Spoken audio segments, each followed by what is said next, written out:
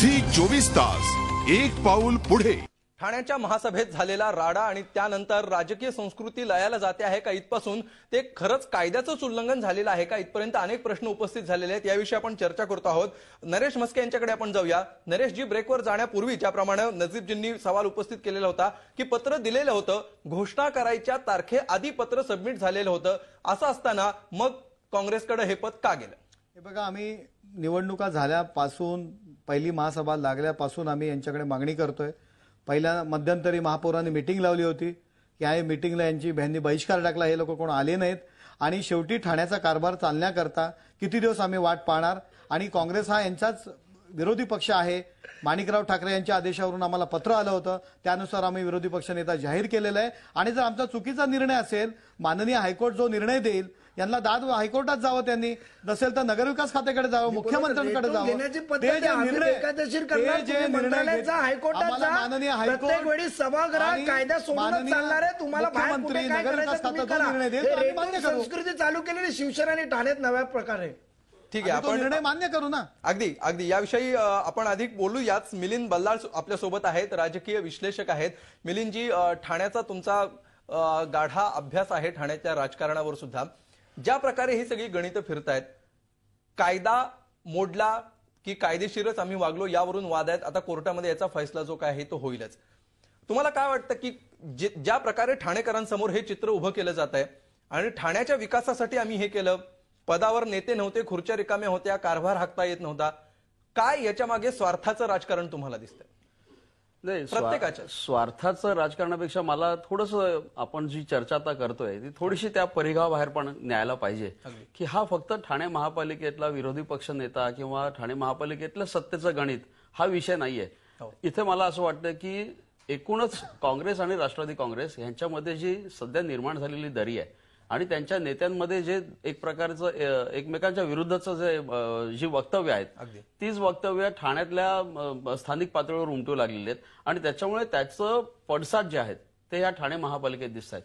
मला असं वाटतं की शिवसेनेने काँग्रेस आणि राष्ट्रवादी काँग्रेसमधल्या भांडणाचा पुरेपूर फायदा उठवलेला आहे आणि हे त्यांच्या दृष्टिकोनातलं राजकारण म्हणजे शिवसेनेने जे केलं ते एखाद वेळेला अन्य कुठच्याही पक्षांनी केलं असं, कारण ते शेवटी राजकारण म्हणजे everything is fair in love and war, तो प्रकार इथे झालेला आहे। आता स्वार्थाचं म्हणाल तर निश्चितच मला असं वाटतं की आम्ही जेव्हा ठाणेकरांनी ह्या सर्व मंडळींना निवडून पाठवलं या महापालिकेमध्ये 6 फेब्रुवारीची गोष्ट आहे, आज 6 मे उजाळायला आलेला आहे। आज एक 15 दिवसांनी 3 महिन्यात जर लोकनियुक्त प्रतिनिधी अजूनही त्यांचं काम करत नसतील तर आम्ही मतदान करून मूर्खपणा केला का, अशा पद्धतीची सुद्धा भावना निर्माण झालेली आहे।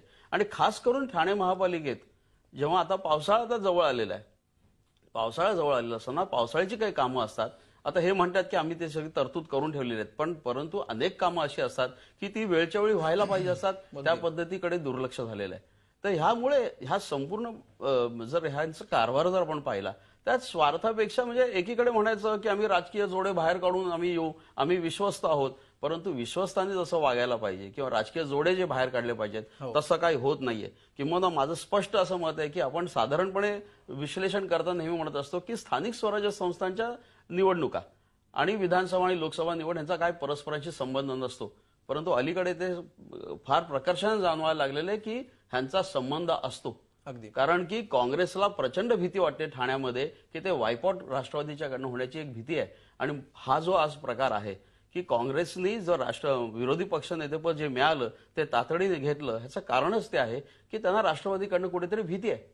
बिलकुल, ही जी भीती आहे अस्तित्वाची त्यांच्यासाठी लढाई आहे। आणि ह्या म्हणूनच मी म्हटलं की थोडंसं परिघाबाहेर जाऊन आपल्याला विचार करावा लागेल की हे फक्त महापालिकेपुरतं राजकारण नाहीये, ह्याचे कुठेतरी मूळ जी आहेत ती अन्य निवडणुकीत आहेत किंवा मागच्या विधानसभेच्या निवडणुकीत आहेत, लोकसभेच्या निवडणुकीत 2014ला ह्याचे पडसाद आपल्याला दिसणार आहेत उमटताना। परंतु एकूणच नगरसेवकांकडनं जी काय अपेक्षा होती की जबाबदारीने ते वागतील आणि 3 महिने ठाणेकरांना आणि खास करून आज त्याला म्हणजे कळसच चढवला की इतकी वाईट पद्धतीने ठाण्यात अशी काही सत्ता संघर्ष इतका विद्रूप स्वरूपात कोणी पाहिलेला नव्हता। अगदी आपल्यासोबत ठाण्यातून राजकीय विश्लेषक सोपान बोंगाणे सुद्धा आहेत। सोपानजी, तुम्ही एक ठाणेकर आहात, तुम्ही ज्येष्ठ पत्रकार आहात, राजकारणाचा अभ्यास आहे, मात्र सुरुवातीला मी तुम्हाला ठाणेकर म्हणून तुमची प्रतिक्रिया विचारणार आहे। एका सर्वसामान्य ठाणेकराला काय वाटतंय हे लोकांना जाणून घ्यायचं आहे। महिनाभर होतोय, ज्याप्रमाणे आता मिलिंदजी म्हणाले महिनाभर होतोय या सगळ्या प्रक्रियेला, आणि आत्ताच अशी परिस्थिती आहे. यापूर्वी असं कधीच ठाणेकरांनी बघितलेलं नव्हतं. काय प्रतिक्रिया आहे तुमची? काल आणि आज 2 दिवस हा जो गोंधळ चाललाय संपूर्ण त्याबाबत. अमोल, खऱ्या अर्थाने ठाणेकर आता वैतागलेले आहेत आणि त्यांच्या अत्यंत तीव्र आणि संतप्त भावना आहेत. कारण गेले 2-2.5 महिने या महापालिकेमध्ये जो राजकीय तमाशा चालू आहे तो एवढा खालच्या स्तराला दिवसेदिवस जातो आहे की लोकांना आता खऱ्या अर्थाने त्याचा उभग आलेला आहे. टी चंद्रशेखर ठाण्यात असताना त्यांची अशीच एकदा बदली झाली होती मधल्याच टेन्युअर संपण्यापूर्वी. तेव्हा ठाणेकरांनी एक उठाव केला होता ठाण्यामध्ये की असा आयुक्त आम्हाला इथे आणखी काही काळ हवा. त्या पद्धतीचा उठाव आता ठाणेकरांनी करण्याची खऱ्या अर्थाने गरज आणि वेळ आलेली आहे असं माझं मत झालेलं आहे. कारण ह्या सगळ्या तमाशाची बीज ही महापालिका निवडणुकीच्या पूर्वी 1-2 महिन्याच्या आधी रोवली गेली होती. जेव्हा ही फोडाफोडी झाली विविध पक्षांमधून, शिवसेनेतून राष्ट्रवादीमध्ये, राष्ट्रवादीचे नगरसेवक शिवसेनेमध्ये, आमदाराला फोडलं, शिवसेनेने घेतलं, हे जे काही तमाशे सुरुवातीला सुरू झाले आणि ते एवढे व्यक्तिगत लेवलवरती गेलेले होते की तोच तमाशा आता याच्या पुढेही सुरू झाला. मतदारांनी त्यांच्या पद्धतीने मतदान करून या लोकांना निवडून दिलं. चांगला कारभार ठाण्याचा करावा, 5 वर्ष शहराला काहीतरी चांगलं द्यावं या अपेक्षेने नागरिकांनी या निवडणुकीमध्ये भाग घेतला. आणि आज गेले 2.5-3 महिने होत आले, स्थायी समिती स्थापन होऊ शकत नाही, महासभा चालू शकत नाही. नागरिकांनी किती काळ हे सहन करायचं? आयुक्तांनी 2,200 कोटीचं जवळजवळ बजेट सादर केलेलं आहे. R.A. राजीव सारखा अत्यंत कर्तव्यदक्ष अधिकारी या ठाण्याला लाभलेला आहे. त्यांना 2 वर्ष त्यांच्या टेन्युअरला संपत आली, आणखी थोडा काळ ते राहतील. त्यांच्यासारख्या खमक्या आयुक्ताचा वापर करून या नागरिकांना काहीतरी चांगल्या सुविधा देणं. त्यांनी अनेक प्रकल्पांचा त्यांच्या अर्थसंकल्पामध्ये उल्लेख केलेला आहे. त्या प्रकल्पांचं काय होणार? अगदी एका तरी कोणाला नगरसेवकाला या गोष्टीची काळजी आहे का? राजकीय नेत्यांना त्याची काळजी आहे का? काल रेल्वेमुळे एवढा तमाशा झाला मुंबईमध्ये 2 दिवस सातत्याने. त्या संदर्भामध्ये एक तरी राजकीय नेता ह्या नागरिकांच्या बाजूनी किंवा त्यांच्या मदतीसाठी रस्त्यावर आल्याचं कोणी पाहिलं नाही. पण आज ठाणे महापालिकेमध्ये जो तमाशा झाला तेव्हा 3-3 आमदार एका पक्षाचे महासभेमध्ये आणि सभागृहाच्या बाहेर तिथे हजर होते. म्हणजे हे सगळं कशासाठी चाललंय? नागरिकांनी तुम्हाला निवडून दिले, तुम्ही योग्य पद्धतीने कारभार करा. अगदी आपण राजकारणाचे जोडे बाहेर ठेवा.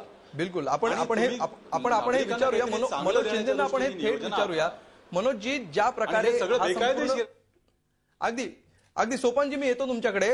तुम्ही जो मुद्दा उपस्थित केलेला आहे त्याला जोडून अजून एक माझाही असा प्रश्न आहे.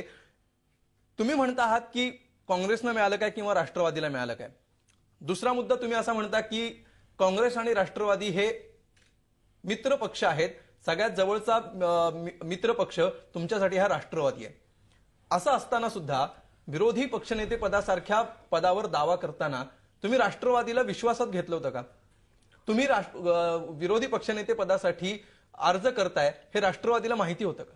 नाही, अशा प्रकारची माहिती नव्हती. परंतु ज्या वेळेला मला, पण ती द्यायला नको होती. ज्यावेळेला पक्षाकडून आम्हाला नाही, ती द्यायला नको होती का? जर तुम्ही मित्रपक्ष आहात, तुम्ही जर म्हणता की मला मिळालं काय तुला मिळालं काय, तर अशा परिस्थितीमध्ये आपल्या मित्रपक्षाला याची कल्पना द्यावी असं काँग्रेसला का नाही वाटलं? वरच्या पातळीवर याची चर्चा चालू होती आणि त्या संदर्भामध्ये आम्हाला ज्याप्रमाणे निर्देश आले की बाबा प्रांताध्यक्षाच्या माध्यमातून जे पत्र आलं आम्हाला चिटणीसांचं की अशा प्रकारची नियुक्ती आपली करण्यात, आपल्याला विरोधी पक्षनेतेपद हे करण्यात आलेलं आहे आणि त्याचं पालन आम्ही त्या ठिकाणी केलं.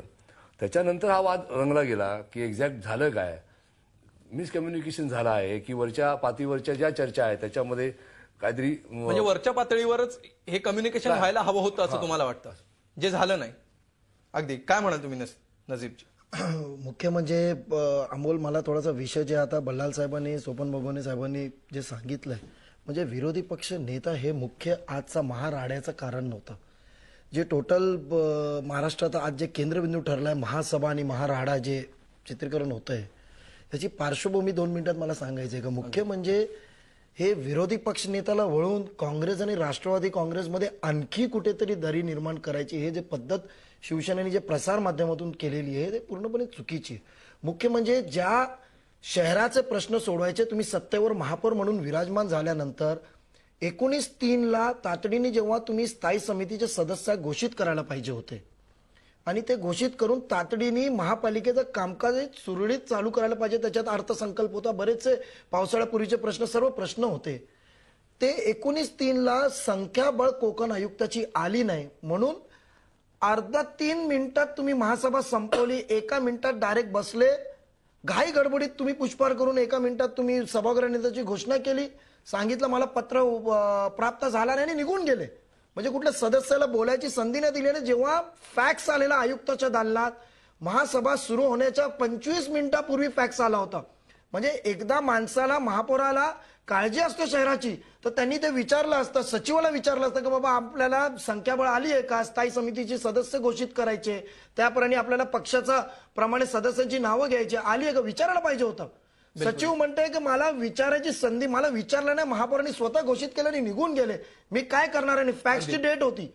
त्यानंतर 3 वेळा आम्ही रिमाइंडर महापौरांना पाठवलं की आपण जी तहकूब सभा केलेली आहे अजूनपर्यंत का लावत नाही, कारण त्या दिवशी संख्याबळ आली होती. शहराची एवढी भीती आहे, त्यांना कामकाजी फिकर असते, लोकांनी निवडून दिलाय, मोठा घटक मी मान्य करतो शिवसेनेला, तर त्यांनी तातडीने महासभा लावली असते. पण स्थायी समिती आम्हाला भेटणार नाही.